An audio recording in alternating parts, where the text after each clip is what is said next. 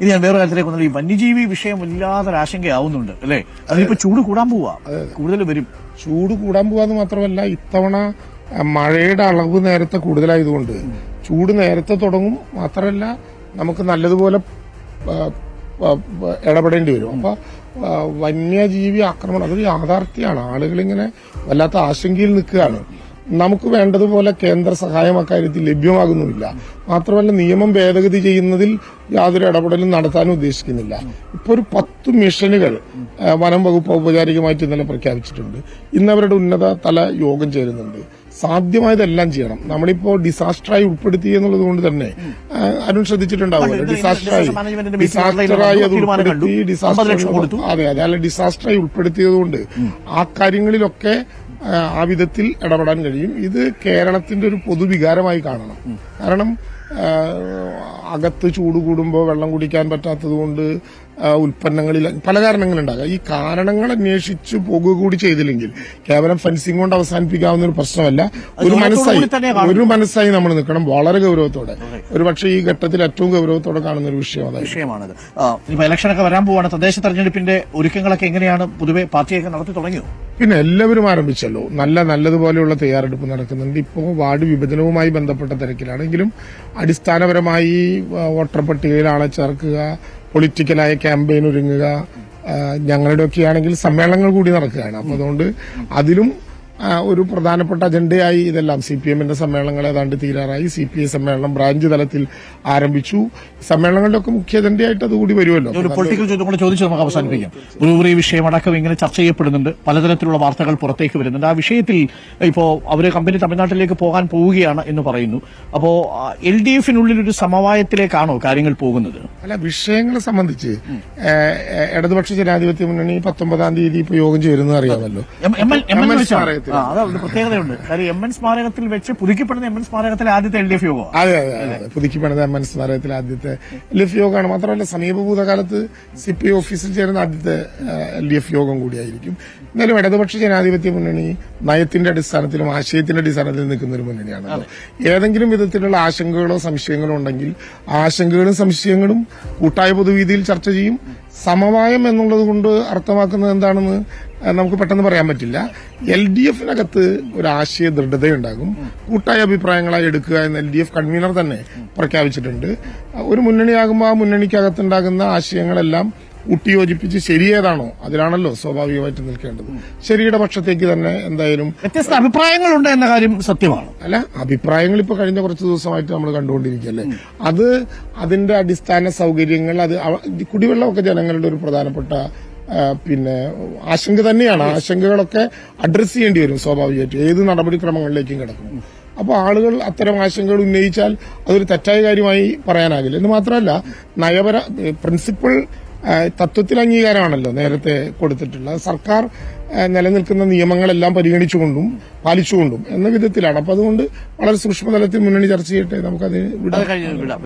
ഒരു കാര്യം കൂടി പറഞ്ഞു, നമ്മുടെ സ്വകാര്യ സർവകലാശാലകൾ വരുമ്പോൾ ആ കാലഘട്ടത്തിൽ അതിനെതിരെയൊക്കെ ശക്തമായി കൊടിയൊക്കെ പിടിച്ച് പോരാടിയ ആളുകളിൽ ഒരാളാണ് ശ്രീ കെ രാജൻ എന്നുള്ളത്. പ്രത്യേകിച്ച് AIYF ഒക്കെ അന്ന് വളരെ ശക്തമായ പ്രതിഷേധമാണ് ഉയർത്തിയത്.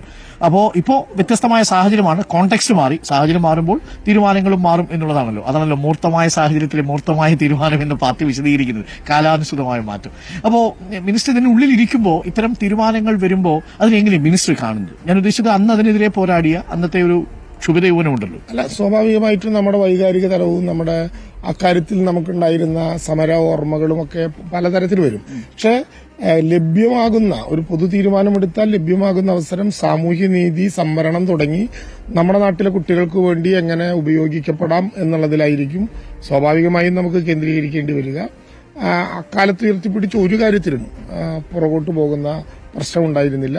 പൊതുവിദ്യാഭ്യാസത്തെ ഹനിച്ചുകൊണ്ടും ഉന്നത വിദ്യാഭ്യാസത്തിന്റെ പൊതുസാധ്യതയെ ഹനിച്ചുകൊണ്ടും സ്വകാര്യ സംവിധാനങ്ങൾ വന്നാൽ മറ്റൊരു മേഖല പൂർണ്ണമായും, ഒരു പബ്ലിക് സെക്ടർ പൂർണ്ണമായും തഴയപ്പെടും എന്നൊരു പ്രശ്നമായിരുന്നു അന്ന് ഉയർന്നു വന്നിരുന്ന ഒരു പ്രധാനപ്പെട്ട കാര്യം.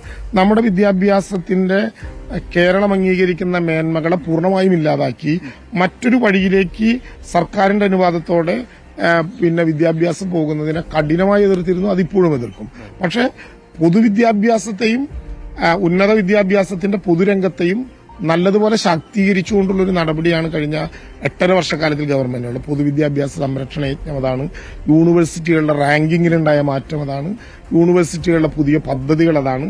അപ്പോൾ ഒന്നിനെ പൂർണ്ണമായും വിടാനുള്ളൊരു തീരുമാനം ഗവൺമെന്റിന്റേതില്ല.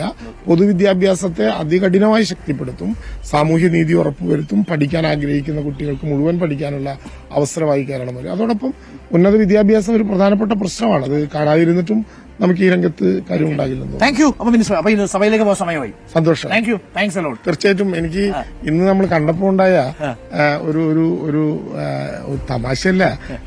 രാവിലെ വന്ന രണ്ടമ്മമാരും ഈ മുട്ട കണ്ടപ്പോ പെട്ടെന്ന് പിടികിട്ടി റിപ്പോർട്ടിന്റെ ചിഹ്നമായി നോക്കി മനസ്സിലായില്ല, പിന്നെ മുട്ട കണ്ടു. ആ അമ്മയ്ക്ക് 83 വയസ്സായി, 84ലേക്ക് പ്രവേശിക്കുകയാണ്.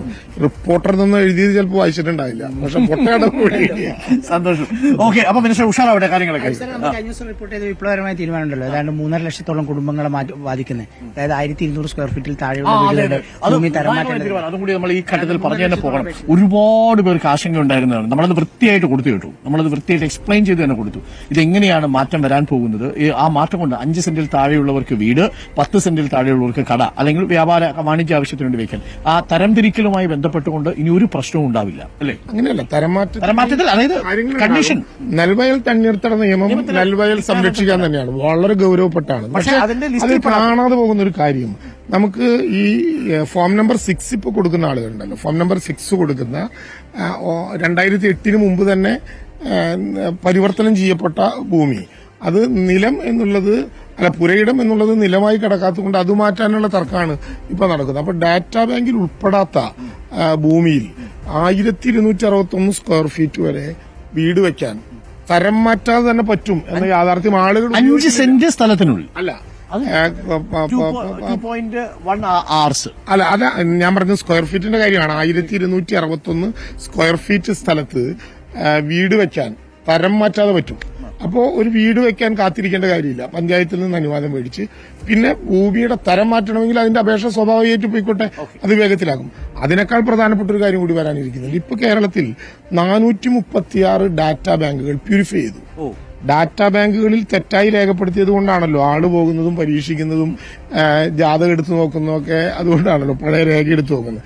ഇനി ബാക്കിയുള്ള 600 സ്ഥലങ്ങളിൽ കൂടി ഒരു 4 മാസത്തിനുള്ളിൽ ഡാറ്റാ ബാങ്ക് പ്യൂരിഫൈ ചെയ്യാണ്. അപ്പൊ കേരളത്തിലെ ഡാറ്റാ ബാങ്ക് പൂർണ്ണമായും പ്യൂരിഫൈ ചെയ്താൽ പിന്നെ നമുക്ക് തരം മാറ്റത്തിന് വരുന്ന ഈ വീട് വെക്കലല്ലാത്ത അപേക്ഷകളിലും പിന്നെ രേഖകൾ മാത്രം നോക്കി നമുക്ക് കൊടുക്കാം, രേഖകൾ മാത്രം നോക്കി നമുക്ക് ഉഷാറാവട്ടെ മിനിസ്റ്റർ കാര്യങ്ങൾ. Okay, thank you. Thanks a lot.